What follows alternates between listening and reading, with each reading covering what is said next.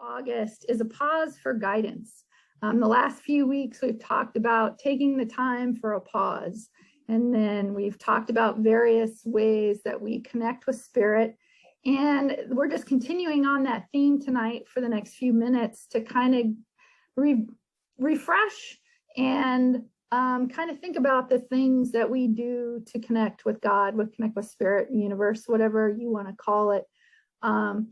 The great part is about these conversations and to be in this space is like sometimes we forget, we get in our day-to-day routines and we get busy, the kids and the jobs and the relationships and all the stuff that's going on in our life, that we get to a point where sometimes like, oh my gosh, I haven't meditated in a week.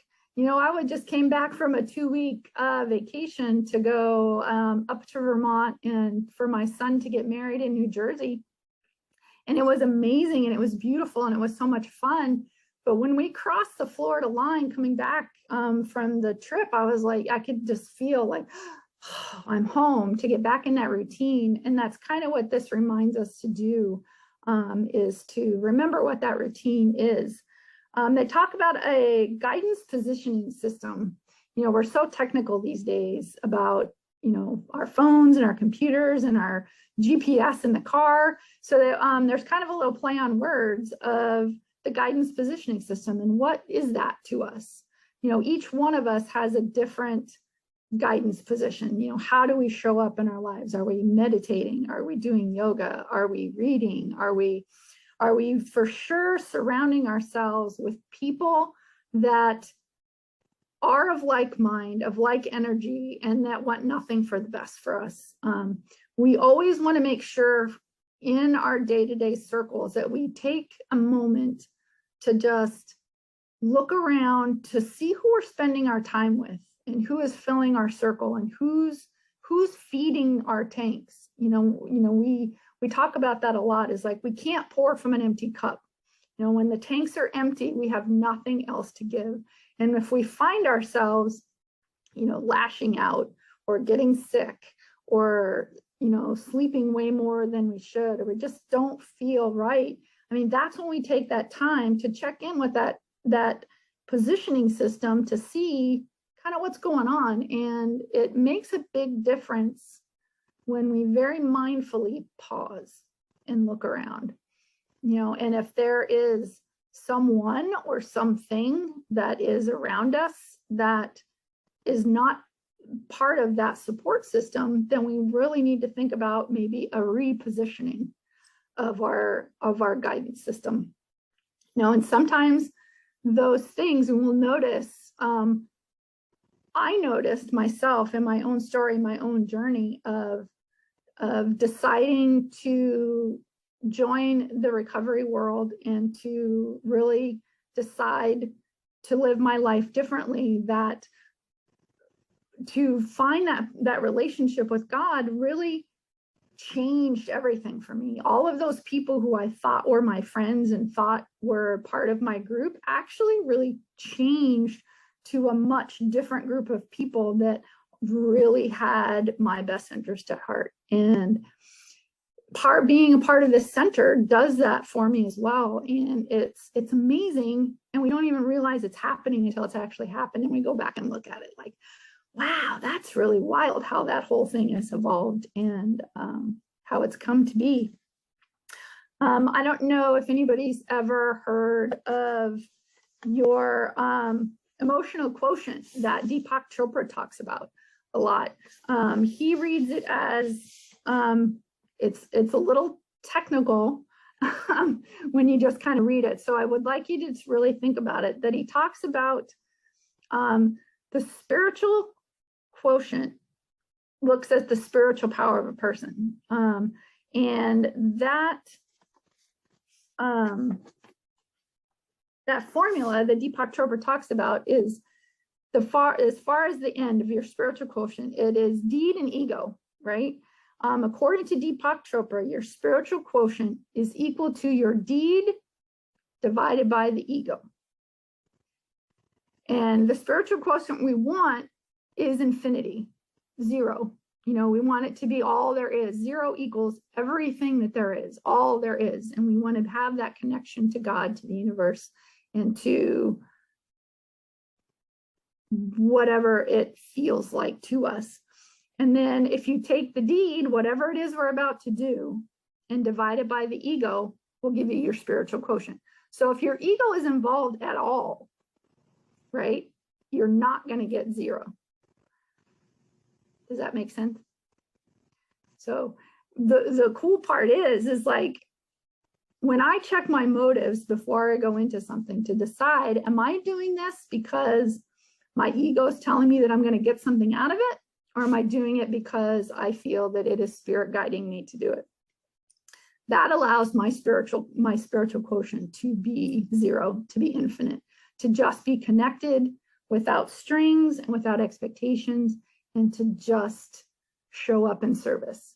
In recovery, I mean, that's what we talk about all the time. It's service to others. It's service to others. We get out of our head by serving others, and it goes anywhere. I mean, you just don't have to be in that community to understand that it's the service to others. And that's why Reverend Elizabeth is here. That's why Deetra is here. That's why I'm here, because we wholeheartedly believe that, God is and I am. God is and you are. God is and everyone is, even that person who you really aren't super happy with right now. There's always that person that's like, well, I am super God conscious until I see Susie. And then when I see Susie, I just like, I can't do it.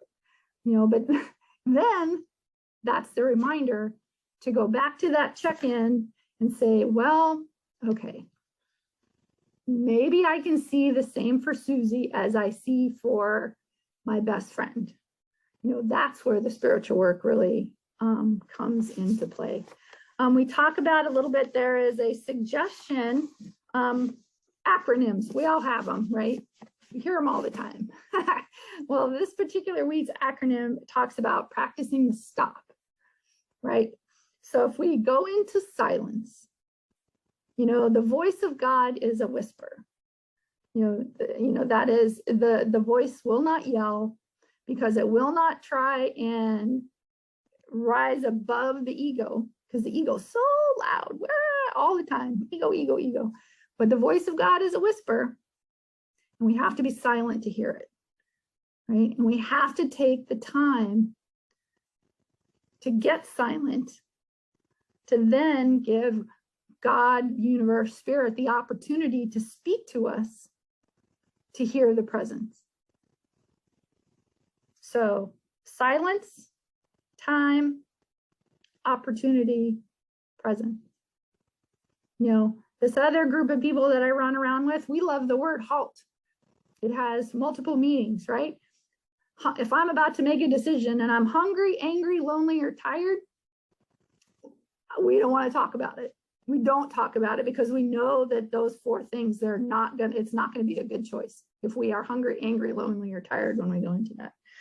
But we also see it as hope, acceptance, love, and tolerance. If we can live our lives by these mottos and these little acronyms that, before I started my spiritual journey, they seem kind of cheesy, and they seem like really kind of like, no, it doesn't really. But then you start really waking up, and you start taking the time to pause and connect with God, and to be more present in your life and your spiritual journey. You're like, that makes a lot of sense. I'm going to use that next time I'm, doing yada yada. So just the little tools, my tool bag is vast. I have a massive tool bag, and I talk about it a lot. I have prayer, and I have meditation, and I have friends that want nothing but the best for me. I have my spiritual practice. I have my Reiki practice. I have all these things and these tools that I can pull out at any time. Fear, and anger is still in there. Super, I am not Gandhi. We are not the Buddha where we have like, no conflict, but these tools allow me to show up differently. It allows me to process those things differently. And that's really why we're here, is to help provide those tools and that understanding to allow you to do the same. And when two or more are gathered and we all have the same intent to wake up and to have that relationship with God, whatever you want to call it, and to just hold space for each other, you can't go wrong. It doesn't go badly. It doesn't, it's amazing when we can sit around and we can have these conversations and we can talk about these principles. We can check in with each other and be like, so how's your positioning system today? You know, and it allows for a wide berth of conversations without getting your feelings hurt. You know, Katie and I were having a conversation today. She looked right at me. She's like, Cher, how's your meditation practice? I'm like, well, not very good these days, you know, because I'm feeling a little off. And that's the joy of this teaching and any teaching where like-minded people come together to like share life.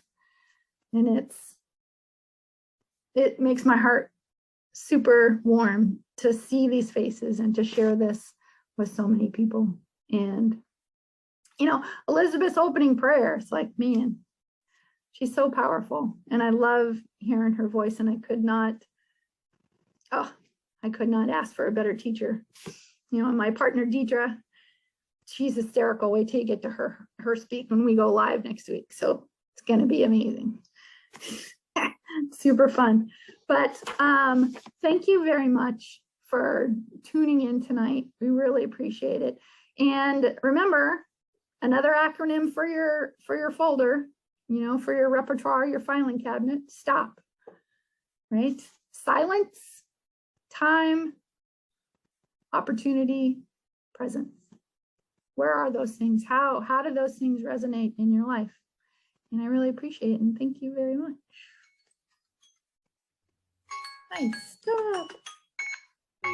So, thank you. And from here, we're going to go into a short meditation to kind of think about, where's your global positioning system? You know, how are you feeling connected to spirit? What could you do better? What are you doing really well? And, you know, to give yourself a break to feel closer to spirit, what does that look like?